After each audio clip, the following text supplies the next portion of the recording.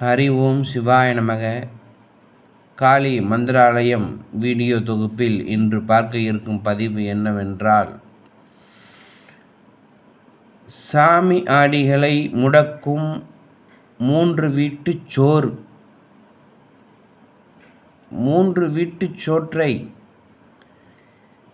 சாப்பிட்டால் முடங்கக்கூடிய சாமியாடிகள்.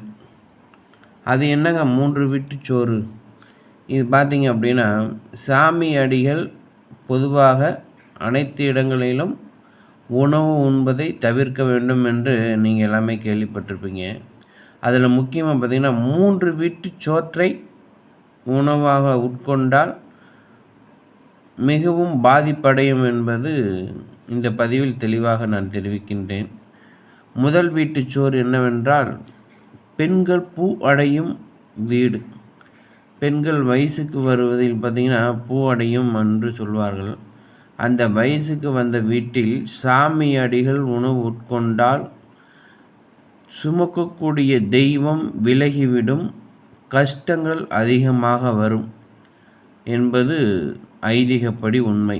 அடுத்து பார்த்திங்க அப்படின்னா, இரண்டாவது வீட்டுச் சோறு என்னவென்றால், குழந்தை பிறப்பு. சரிங்களா? குழந்தை பிறந்த வீட்டில் சாமியாடிகள் உணவு உண்டால் மிகவும் கஷ்டங்கள் வரும், சுமக்கக்கூடிய தெய்வம் விலகிவிடும். இது இரண்டாவது வீட்டுச் சோறுங்க. மூன்றாவது வீட்டுச் சோறு என்னவென்றால், இறப்பு வீடு. இறப்பு வீட்டில் உணவு உட்கொண்டால் சாமியாடிகள் மிகவும் துயரத்துக்கு உள்ளாவார்கள் மற்றும் சுமக்கக்கூடிய தெய்வம் விலகிவிடும். இது பார்த்திங்கன்னா மூன்றாவது வீட்டுச் சோறு. சரிங்களா? இப்போ கேட்கலாம் ஒரு சந்தேகம், நீங்கள் ஐயா என்னங்க அந்த 3 வீட்டு சாதத்தை சாப்பிட்டா தெய்வம் விலகி விடுமா? ஆமாங்க ஐயா, உறுதியாக தெய்வம் சுமக்கக்கூடிய சாமியாடிகள் மருளாடிகள் சுமக்கக்கூடிய தெய்வம் விலகிவிடும். சரிங்களா?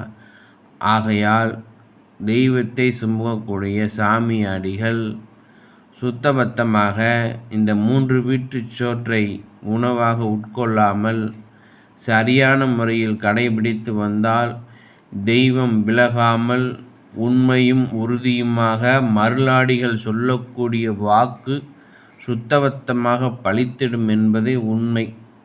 சரிங்களா? வேறு ஏதேனும் ஆன்மீகத்தை பற்றி சந்தேகங்கள் இருந்தால் நமது கமெண்ட் செக்ஷனில் பதிவிடுங்கள் ஆன்மீக சொந்தங்களே. ஹரி ஓம் சிவாய நமக. எல்லா புகழும் இறைவன் ஒருவனுக்கே.